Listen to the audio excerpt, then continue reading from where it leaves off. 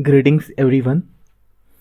आज की इस वीडियो में मैं यूपीएससी मेंस के जीएस पेपर्स में जो इम्पोर्टेंट कीवर्ड्स होते हैं, जिसको टेलवर्ड्स भी कहा जाता है, जो कि आपके क्वेश्चन के डिमांड को बताता है, इसके बारे में डिटेल से डिस्कशन करेंगे। मैं बताऊंगा कि हर कीवर्ड क्या बताता है, उसका मीनिंग क्या होता है, उस क्वेश्चन को टैकल कैसे करना चाहिए। तो जैसा कि मैंने बताया अभी, ये कीवर्ड बेसिकली बताता है डिमांड ऑफ द क्वेश्चन को।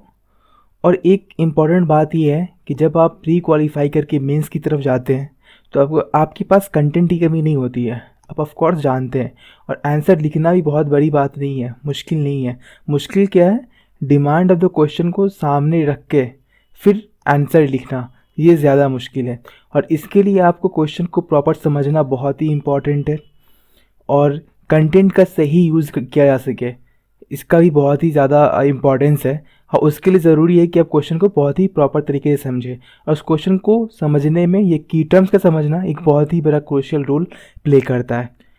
सो आते हैं अपने मेन टॉपिक की तरफ।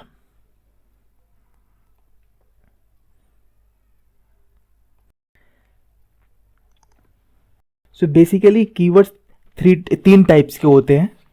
पहला रिस्ट्रिक्टिव कीवर्ड्स, दूसरा डायरेक्टिव कीवर्ड्स, और तीसरा प्रिस्क्रिप्टिव कीवर्ड्स। सो अब तीनों को समझते हैं एक एक करके। पहला है रिस्ट्रिक्टिव कीवर्ड्स।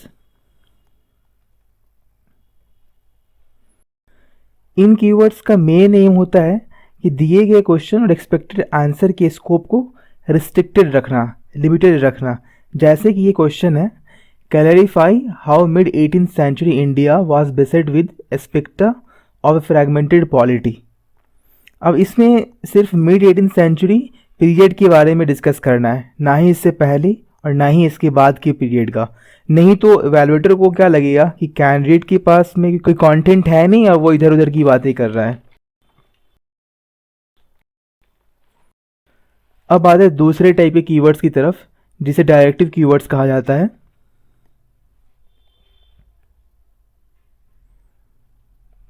इसमें पहला कीवर्ड है डिफाइन। इसमें दिए गए टर्म का प्रिसाइज मीनिंग लिखना होता है, और अगर इस डेफिनेशन के डिफरेंट इंटरप्रिटेशन एग्जिस्ट करते हो तो आपको वो भी मेंशन करना होगा पेपर में। फॉर एग्जांपल, टेररिज्म का डेफिनेशन आपको लिखना हो अगर, तो टेररिज्म की एक डेफिनेशन नहीं है, उसके बहुत सारे पर्सपेक्टिव हैं। For example, state sponsored terrorism भी होता है, और भी बहुत सारे इसके मैनिफेस्टेशंस होते हैं, तो आपको सारे को मेंशन करना होगा। तो ये तो डिफाइन के बारे में बातें थी। अब आते हैं नेक्स्ट की टर्म की तरफ, जो है एक्सप्लेन।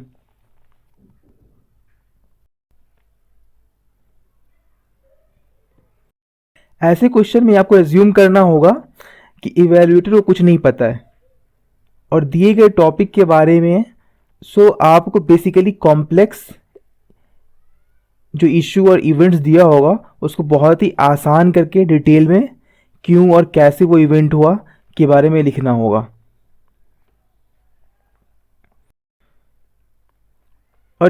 और जो इसमें इंपॉर्टेंट जार्गन्स होगा, कोई टेक्निकल टर्म होगा, उसको भी आप डिफाइन कर सकते हैं, और इसको बहुत ही डिटेल एनालिसिस इसमें आपको देना होगा। जैसे ये क्वेश्चन है एग्जाम्पल के तौर पे, The 1857 uprising was the culmination of the recurrent big and small local rebellions that had occurred in the preceding 100 years of British rule. Elucidate. ये GS1 का क्वेश्चन है, 2019 में पूछा गया था। अब इस दिए गए क्वेश्चन में जो इम्पोर्टेंट इवेंट है वो है रिवोल्ट ऑफ 1857। और पूछ क्या रहा है कि इसके पहले जो छोटे बड़े रिबेलियंस हुए थे उसका क्या इम्पैक्ट पड़ा था 1857 पे। मतलब वो जो छोटे बड़े रिबेलियंस थे वो कैसे लीड करता है, कैसे कल्मिनेट हो जाता है एक बड़े रिवोल्ट के फॉर्म में, जो कि 1857 का था। तो आपको पहले छोटे बड़े रिबेलियंस को क्रोनोलॉजिकली एक्सप्लेन करना होगा, और फिर प्रूव करना है कि कैसे वो सारे इवेंट्स मिल करके रिवोल्ट ऑफ 1857 के फॉर्म में कल्मिनेट हो जाता है। सो बेसिकली ऐसे क्वेश्चन में आपको क्वेश्चन में दिए गए स्टेटमेंट को प्रूव करना होता है with facts and data. Next keyword है डिस्क्राइब।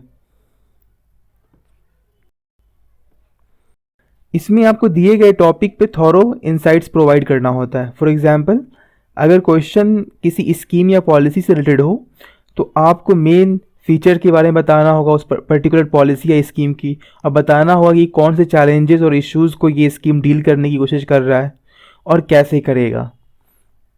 नेक्स्ट कीवर्ड है गिव एन अकाउंट ऑफ।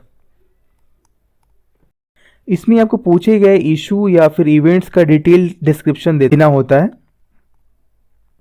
ऐसे क्वेश्चन में how and why of the given statement पे फोकस करना होगा आपको। नेक्स्ट कीवर्ड है गिव एन अकाउंट फॉर। सबसे पहले तो इसको कंफ्यूज नहीं करना है गिव एन अकाउंट ऑफ के साथ में। इसमें आपको व्हाट एंड वाई पे ज़्यादा फोकस करना होता है, और पहले वाले में यानी कि गिव एन अकाउंट ऑफ में हाउ एंड वाई पे ज़्यादा फोकस करना होता है। डिटेल रीजनिंग दोनों में देनी है आपको, लेकिन इसमें आपको व्हाट पे एंड वाई पे ज़्यादा फोकस करना है किसी भी इवेंट के, किसी भी इशू के बारे में। नेक्स्ट कीवर्ड है इलस्ट्रेट। नेक्स्ट कीवर्ड है इलस्ट्रेट। इसमें सबसे पहले दिए गए टॉपिक या टर्म को कॉन्टेक्चुअली डिफाइन करें और फिर relevant examples, facts, stats, tables, graphs की मदद से दिए गए टर्म को एग्जिम्पलीफाई करें ताकि इसे आसानी से समझा जा सके।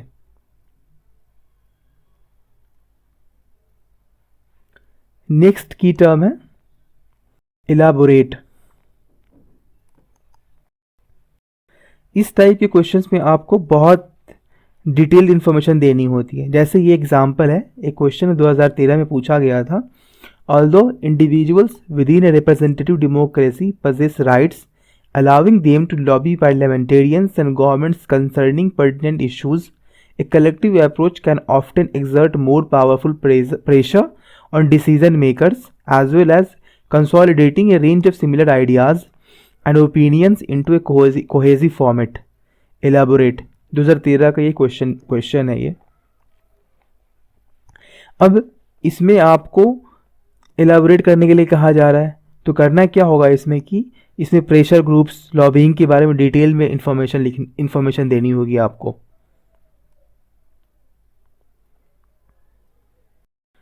नेक्स्ट की टर्म है कंपेयर एंड कॉन्ट्रास्ट। इसमें अगर कंपेयर करने को कहा जाए तो सिमिलैरिटी से फोकस करना ही है, साथ में दिए गए कॉन्सेप्ट्स और इश्यूज के बीच में जो डिफरेंसेस होंगे वो भी आपको लिखना होगा। इस तरह डिस्क्रिप्टिव कीवर्ड्स के बारे में एक ओवरऑल जानकारी हमें मिली। अब मैं आता हूँ तीसरे टाइप ऑफ कीवर्ड्स की तरफ, यानी कि प्रिस्क्रिप्टिव कीवर्ड्स की तरफ।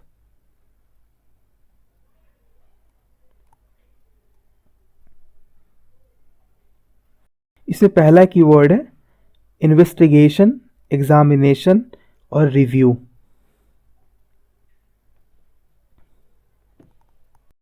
इस टाइप के क्वेश्चंस में आपको एक स्टेटमेंट दिया जाएगा विदाउट एनी कंक्लूजन। उस स्टेटमेंट में कोई कंक्लूजन नहीं होगा और आपको उस टॉपिक के सराउंडिंग मेजर थीम्स और इश्यूज को क्रिटिकली डिस्कस करना होगा डिटेल में।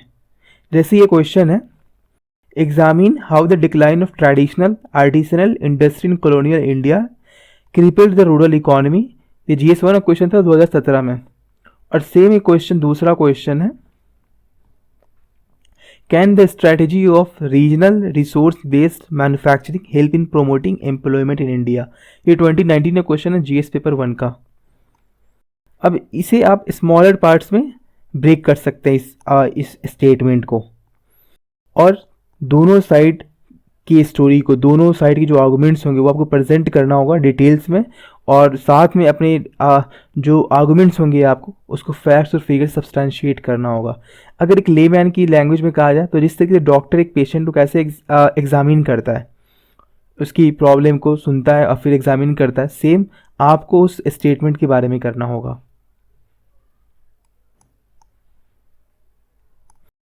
नेक्स्ट कीवर्ड है एनालाइज।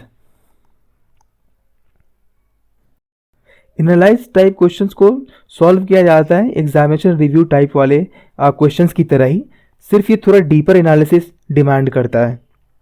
जैसे एक न्यूज़ रिपोर्टर करता है कि वो किसी भी पॉलिसी या किसी भी स्कीम को जब एनालाइज करता है तो वो देखता है कि ये क्यों है, क्या है, अगर इससे कुछ अल्टरनेटिव स्कीम लाई जाती है तो क्या इम्पैक्ट पड़ता। तो इस तरीके के आपको बहुत ही डिटेल जा करके आपको एनालाइज करना होता है।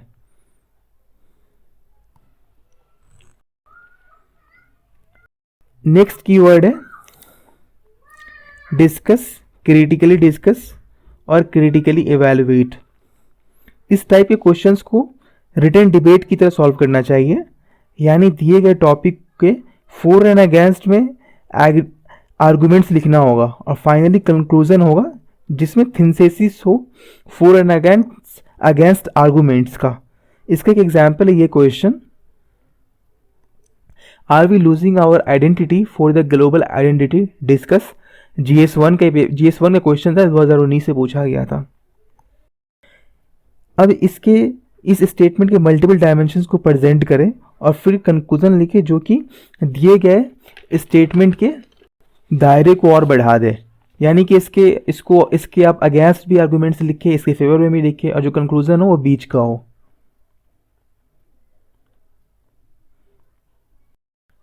नेक्स्ट कीवर्ड है कमेंट। इसमें सिंपली आपको दिए गए टॉपिक पे ओपिनियन देना होता है with logic and facts of course. Next keyword है एनालाइज और असेज।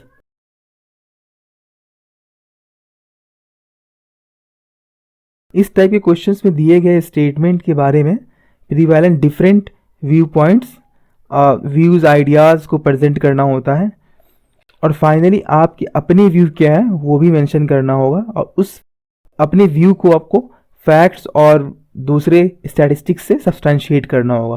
फॉर एग्जांपल एक क्वेश्चन था, assess the impact of global warming on the coral life system with examples. 2019 में ये क्वेश्चन पूछा गया था GS1 का। अब इसके बहुत सारे फैक्टर्स को ध्यान में रखते हुए इसके आंसर को एक सब्जेक्टिव फॉर्म में लिखना होगा, लेकिन इसकी प्रॉपर बैकिंग होनी चाहिए। बहुत सारे एक्सपर्ट्स ग्रुप की रिपोर्ट्स आती हैं, रिसर्च फाइंडिंग्स आती हैं, उसको दे करके आप इसके आंसर को लिख सकते हैं।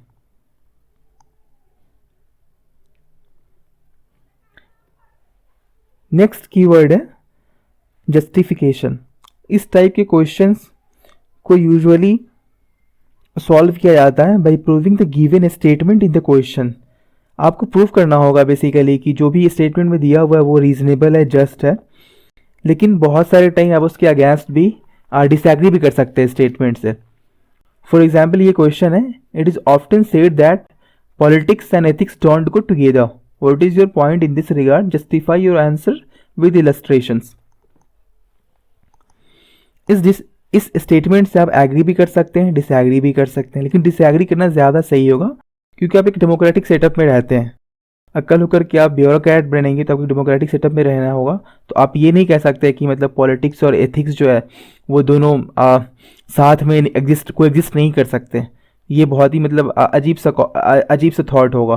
तो आप इसको मतलब इसको डिसएग्री करें, लेकिन साथ में जो प्रिवेलेंट सिचुएशन है, जो रियलिटी है, उसको कैसे इम्प्रूव किया जा सके उसके बारे में आप कुछ अच्छे आइडियाज़ दें, ताकि मतलब एथिक्स और पॉलिटिक्स जो हो दोनों साथ में एग्जिस्ट करें और एक दूसरे के ऑपोजिट ये कंसीडर नहीं किया जाए।